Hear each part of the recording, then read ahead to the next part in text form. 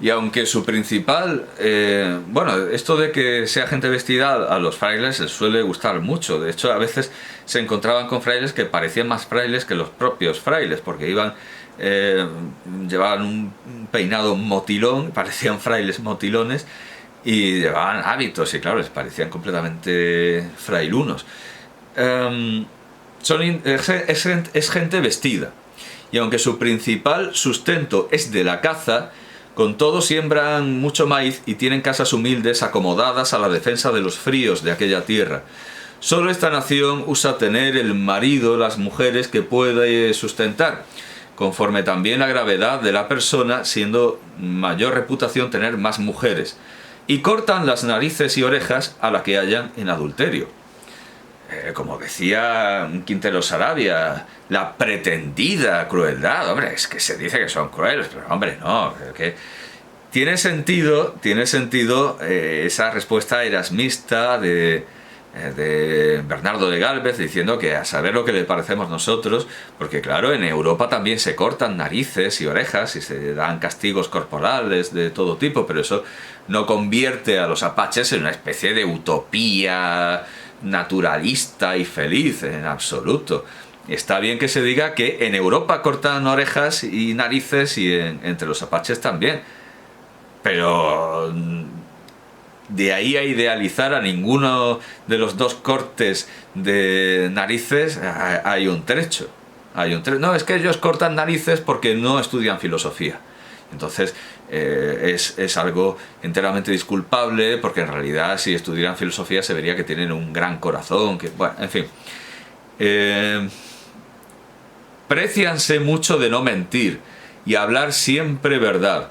La gente de esta nación es sin número porque ocupa toda la tierra del Nuevo México, y así se han visto tropas de más de 30.000 cuando van a alguna guerra unos con otros, y se han visto campos llenos de ellos. No tienen rey particular que generalmente los gobierne, sino que en cada distrito o provincia se dejan gobernar por uno que con algún valeroso hecho los predomina, si bien que siempre las comarcanas provincias atienden y tienen respeto a alguno de alguna provincia mayor. Dejando pues de decir muchas particularidades de esta nación, las riquezas de sus tierras y la fertilidad de ellas, trato solo de las conversiones, que es lo que interesa a esta memoria, de las conversiones, y comenzando por la parte del sur o poniente. Vamos a ver ahora la versión de 1630, gracias a que se recoge como apéndice, aquí está, en la historia de la Nueva México de Gaspar Pérez de Villagrá. Vamos a ver. Esta no tiene desperdicio, y es muy diferente a la de 1634. Grandiosa nación apache. Con lo dicho bastará para que se entienda lo natural de los pueblos del Nuevo México que están a orillas. Claro, eso se cortaba y entonces parecía que estaba hablando de los apaches ahí tocando el órgano. No, estaba hablando de los pueblos del Nuevo México que están a orillas del río Norte, en distrito de 100 leguas por una y otra banda, los cuales todos están cercados por todas partes de la grandiosa nación apache. Y sin encarecimiento, ella sola tiene más gente que todas las naciones juntas de Nueva España, aunque entre la mexicana, aun metiendo la mexicana.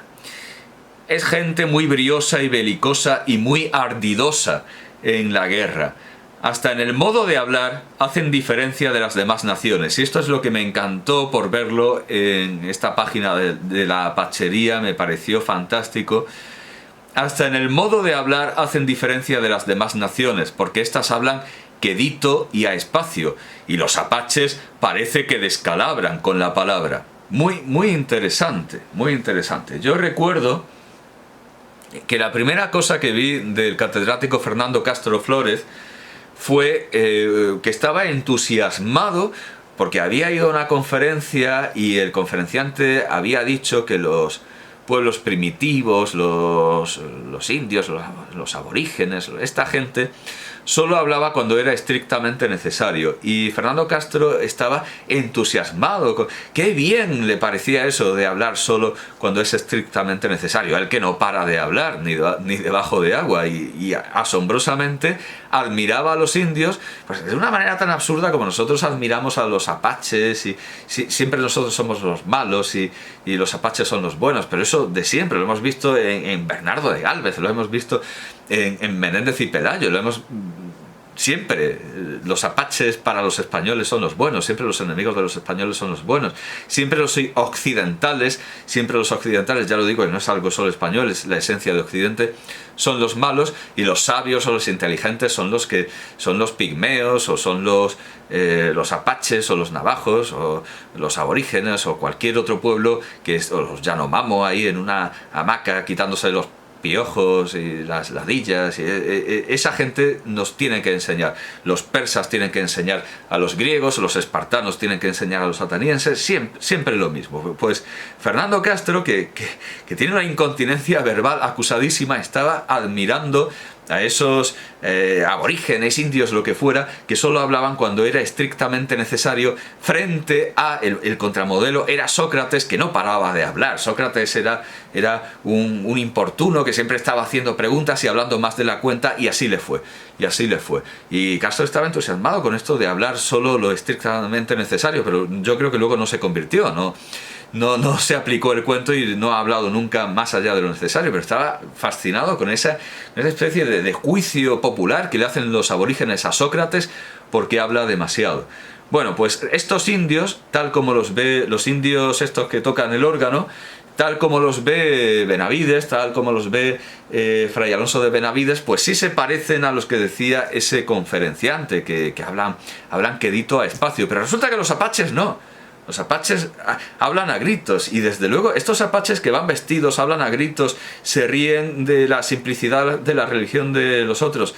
En realidad yo creo que tuvimos tan gran guerra contra ellos, tan grande guerra contra ellos porque eran los que más se nos parecían.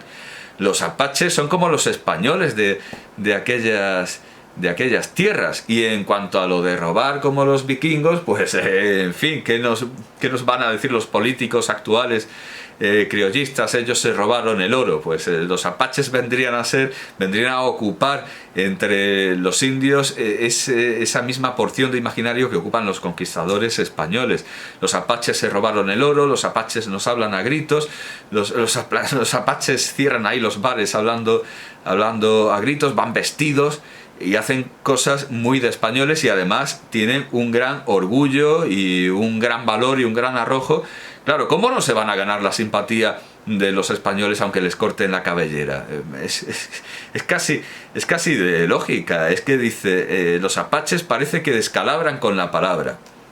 No viven en poblados ni en casas, sino en tiendas y rancherías, por lo que se mudan de serranía en serranía buscando caza, que es su sustento.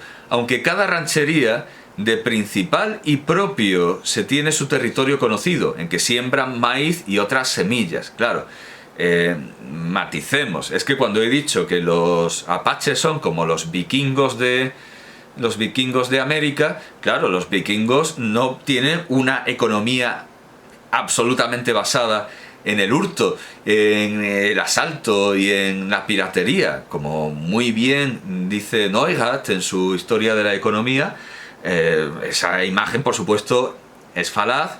Los fenicios y los vikingos son casi a partes iguales comerciantes y piratas. Pero esa versión de la piratería fenicia no se ve tanto, que los fenicios, cuando no mira a nadie y pueden incumplir las leyes, lo hacen. Pero además los vikingos son comerciantes, son piratas, pero también son granjeros. En su inmensa mayoría son granjeros, y cuando tienen que sembrar, pues siembran, y cuando tienen que estancarse en un territorio porque hay mal tiempo, pues se quedan allí y siembran y plantan. Pues efectivamente los apaches hacen lo mismo. Los apaches de vez en cuando, pues cuando tienen que hacerlo, siembran maíz y otras semillas. Esto me parece una matización importante, pero tampoco enmienda demasiado el que los apaches ante todo son como, vamos, No enmienda lo de que sean como los vikingos, simplemente matiza qué es ser como los vikingos, qué es ser como los vikingos. Los vikingos siembran y plantan, y los apaches también, pero su mayor sustento, en cuanto pueden, es la guerra, es una economía de guerra, es la conquista de bienes ajenos. Andan vestidos de gamuzas, que son los pellejos de venados, muy bien adobados y galanos a su modo, y las mujeres galana y honestamente vestidas. O sea, le falta ya que las apaches vayan con mantilla. No tienen más idolatría que la del sol, y aún no es general en todos, y se ríen mucho de las demás naciones que tienen ídolos. Usan tener las mujeres que pueden sustentar, y las que cogen en adulterio irremisiblemente le ejecutan la ley, que es cortarle las orejas.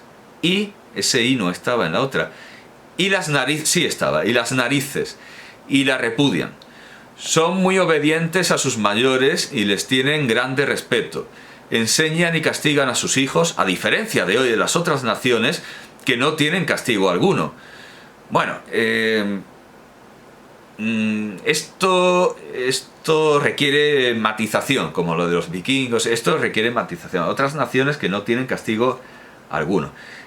Por castigo, bueno, castigar es educar en general, pero castigar, por la manera en la que tradicionalmente se educa, viene a ser un sinónimo de hacer sangre, porque la letra con la sangre entra, de azotar, de pegar con un vergajo, y ese es el sentido que ha quedado en nuestro tiempo, el de castigar. Entonces, dice que enseñan y castigan a sus hijos. Es decir, que sí que maltratan a sus hijos para enseñarles.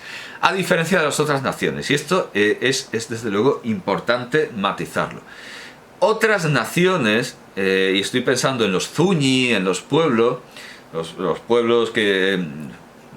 Claro, pueblo es pueblo con mayúscula como etnónimo, aunque los etnónimos en español no llevan mayúsculas, los gentilicios tampoco, o sea, en realidad da igual, claro. Los pueblos, vamos a ver, los zuñi, por ejemplo, especifiquemos, los zuñi, y esas gentes que creen en cachinas, bueno, los zuñi, claro que hacen daño a sus hijos, Los zuñi se ponen unas máscaras, simulan ser cachinas, se ponen unas máscaras y en determinados rituales aterran a sus hijos lo más que pueden, fingiéndose espíritus fuertes y feroces que azotan a los niños con hojas de yuca y les hacen sangre y los azotan. Pero eso no es un castigo en el sentido actual. No es para punir nada, no tiene un valor penal, no tiene un valor punitivo. Es un castigo en el sentido medieval, en el sentido de enseñar. Es un ritual religioso.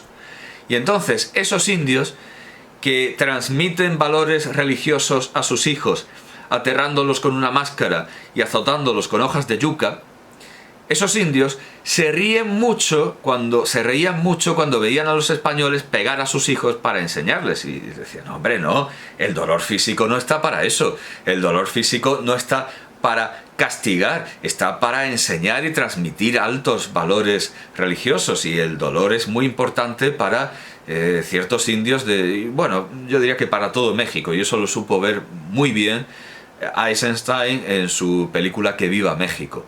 El dolor es muy importante para aquellas tierras, pero claro, el valor es tan importante que no se le considera un castigo, una punición.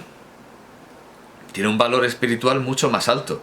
No es un mal que se le propine a uno por no cumplir la ley, es un bien. El dolor es un bien.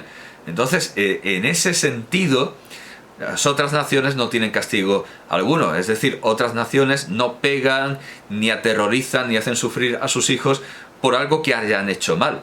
Los aterrorizan, les pegan por su bien, en general, sin que hayan hecho algo malo, sino casi como un premio.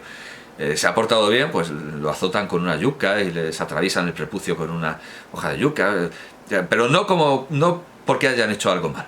Eso es importante matizarlo en las palabras de Fray Alonso de Benavides. Sigue hablando de los apaches. Précianse mucho de hablar verdad y se tiene por afrentado el que cogen en mentira. Y aunque por ser una nación es toda una lengua, como está tan dilatada, no deja de variar